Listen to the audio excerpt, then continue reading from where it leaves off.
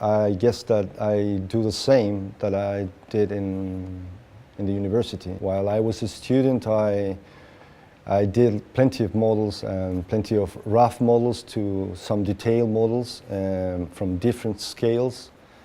And I think that it's an incredible tool for doing that also in practice. I've never put away doing models. Like I always use models like part of the narrative of the projects. It's like having the site in the studio or in the practice, and you can consult the model every time you need. The model is really important in the procedure of starting something because you have it here and you can like start analyzing and just like making changes tangible in this tactile element that is the model.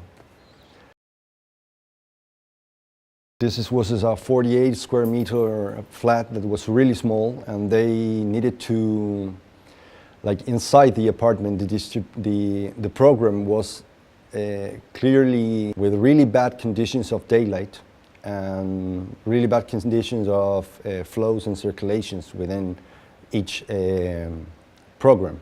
And the flat inside had different size program areas.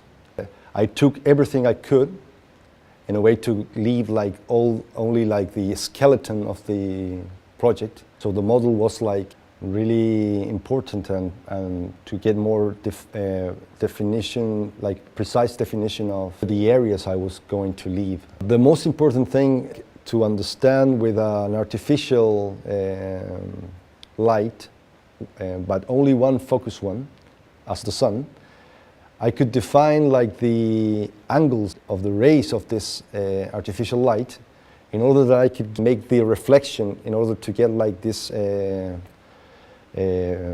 free plan, get more daylight that it had. So it was an incredible way of showing, like in a rough way, a very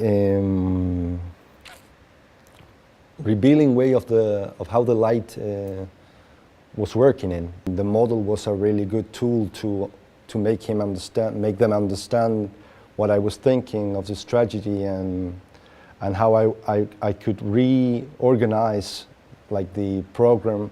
So I guess the model was really important for both of us, like for them to understand and for me to like define things. I was traveling with my wife south of Chile to the Araucanía region, where is a zone called Quintrilpe. That is where Mapuche people, indigenous people in Chile. I get to know this woman called Elcira. She knows the way of doing weaving within a special loom that is called huitral in Mapuche language. And this is an ancestral technique. She wanted to like have an reinterpretation of what was the ancestral Ruka, that is the house of Mapuche people. This multi-purpose space that was like the duality of having like the house and the workshop. She was going from her community to the city town and then back. And she had like between 10 or 15 people that she taught there. She wanted to have that studio or workshop just in her community. So with all these variables and the low budget, I just started from the beginning to use the model in order to define how many elements I could like use in the enclosure and the roof of the building. I defined like 4 pillars in the center of the plan. And then by doing like the first, like the perimeter walls, I could define like the roof, how were the inclinations of the roof, in order to make like one shape element. The model was really useful to understand those angles, and in a way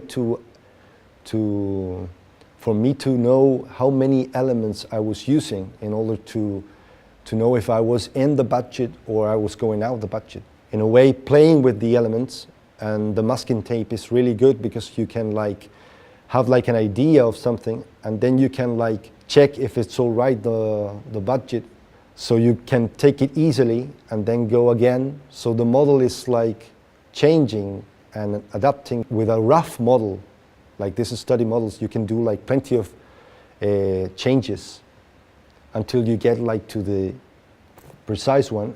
Mistakes are allowed. It's like if you're doing a mistake or you have something that you can't solve, well, this is the moment of solving it. You can do the same procedure, but in another scale, in a smaller one, in a one that is more tangible or it's more like tactile. You can handle it more easy.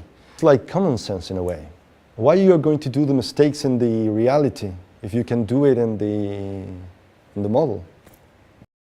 This is a different project we did with two friends.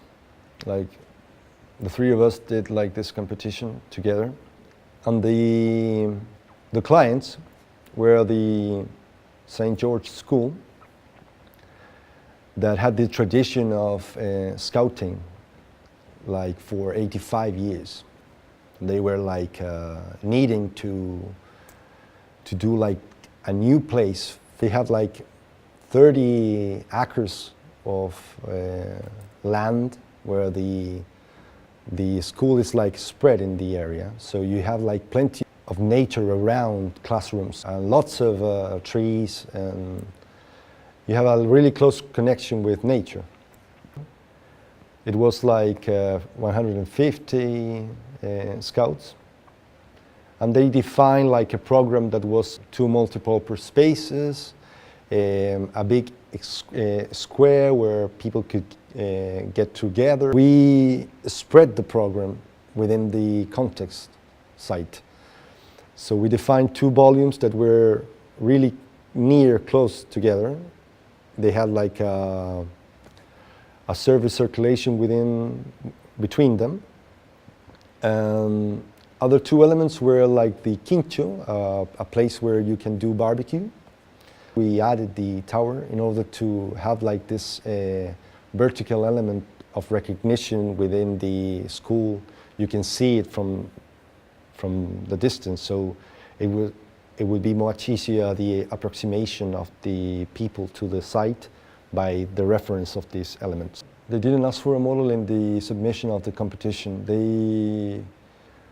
But the 14 proposals that get to the judges, there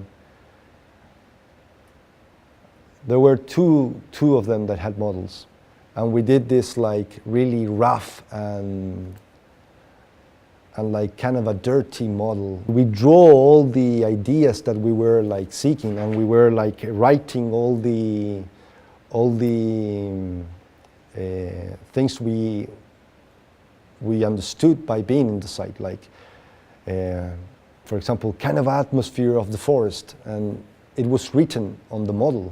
Thoughts or arrows, like this arrow, this is the way of entering, this is the way of going. Like we draw the circulations in order to define where the program was going to be like settled, and to have like a good understanding of the place. It was important to give the judges and the school the model in order that they could see that we worked on it. It's part of the working. And I guess that worked well because we win the competition, so it was a good decision to submit the model. The final one for the 2010 Reconstruction Bicentenary Biennale of Chile, that we were selected within 40 other projects. We had to do this model of the scout space. This new model for this exhibition, this Biennale, was like, again, really simple, kind of like a rough one again, so not so detailed. I guess that rough in the meaning of like not exact.